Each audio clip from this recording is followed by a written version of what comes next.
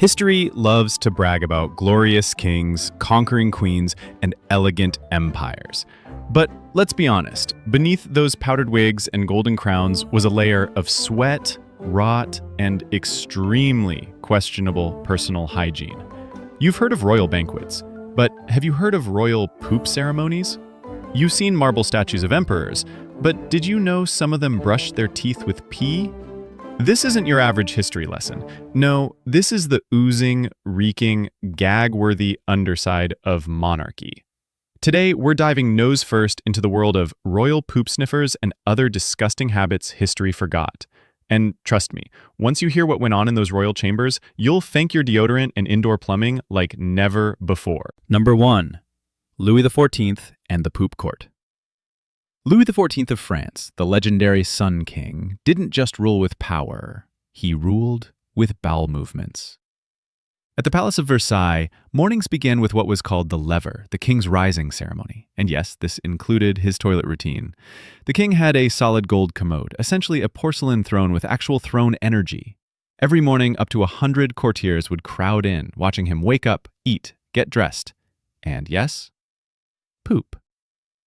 Nobles jockeyed for position, trying to get closer to the king. The closer you were to the king's rear end, the more important you were, and if you were lucky enough to be closest, you got to help wipe, or worse, inspect, because the king's health was a national concern, and someone had to keep track of how things were moving along in the digestive monarchy. Even worse, Versailles had over 700 rooms, and only a handful of bathrooms. Most nobles relieved themselves behind curtains, in hallways, or right into fireplaces. This was the most opulent building in Europe. It also smelled like a barn during a heat wave. Not to mention the king himself bathed infrequently. Doctors believed overcleaning the skin could weaken it.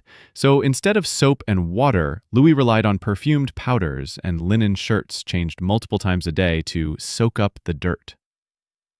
His mistresses followed suit, not in terms of royal duties, but in bathing. Some were known to bathe only twice a year and doused themselves with animal fat-based perfumes to mask the stench. One duchess reportedly fainted while being laced into her corset, not from tightness, but from the overwhelming smell of her own unwashed armpits. So, in summary, the most powerful man in Europe spent his days sweating in lace, pooping in front of an audience, and masking it all with floral powder. Truly a king of contrasts. 2. Queen Elizabeth I and the One-Tooth Wonder. Queen Elizabeth I, the iconic Virgin Queen, slayer of the Spanish Armada, mother of modern England. But behind the glamour was a woman with a disastrous dental disaster. Elizabeth loved sugar. She was practically the original sugar addict. She devoured candied roses, preserved fruits, and marzipan by the bucket load. The result? Her teeth turned black, rotted, and eventually fell out. By the time she reached her 60s, she was rumored to have only one functioning tooth.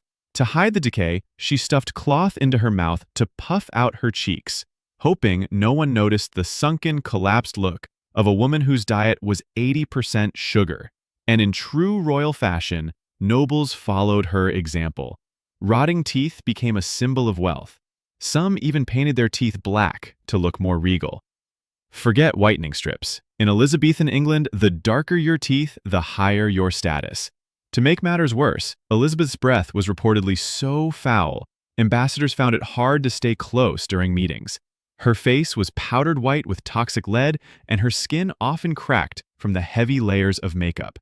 But she believed beauty meant pain, and in her case, maybe even poisoning. She also famously refused to have dental surgery even when the pain became unbearable. When her dentist insisted on pulling a rotten tooth, she demanded he first pull a perfectly healthy one from one of her terrified courtiers right in front of her, just to prove it wouldn't hurt. So here was the queen of an empire, dressed in silk, bejeweled in rubies, ruling by divine right, with one tooth and breath that could stun a horse. Napoleon's scented love life. Napoleon Bonaparte, the emperor who conquered Europe with strategy, cannon fire, and an aversion to showers? Napoleon was infatuated with his wife Josephine, but what really got his heart racing wasn't her intellect or her elegance, it was her scent. Specifically, her unwashed scent. Before returning from war, he'd write passionate letters saying, "I'll be home in 3 days, don't wash." and she didn't. Josephine was known for going weeks without bathing, believing that a natural musk was more seductive. Napoleon agreed. Their bedroom smelled less like romance and more like a sweaty wine cellar. This wasn't weird for the time. Bathing was considered suspicious by many Europeans. Too much water? You'd let disease into your pores. Better to stay crusty and alive. So while Napoleon ruled with an iron fist, he loved with a very funky nose. He also had another strange quirk. He believed in lucky clothing and rarely changed his underwear before battle. It was said that Napoleon wore the same drawers for several campaigns in a row. It's amazing he survived the battlefield. It's more amazing that anyone willingly shared a tent with him. Josephine, too, had her habits. She carried pouches of dried orange peel and cloves in her corset to keep insects at bay, and possibly her husband.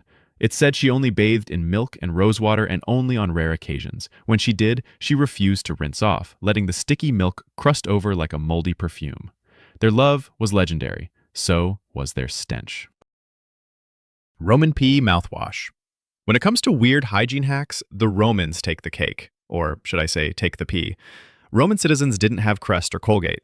Instead, they swished their mouths with human urine. Yes, you heard that right. Pee.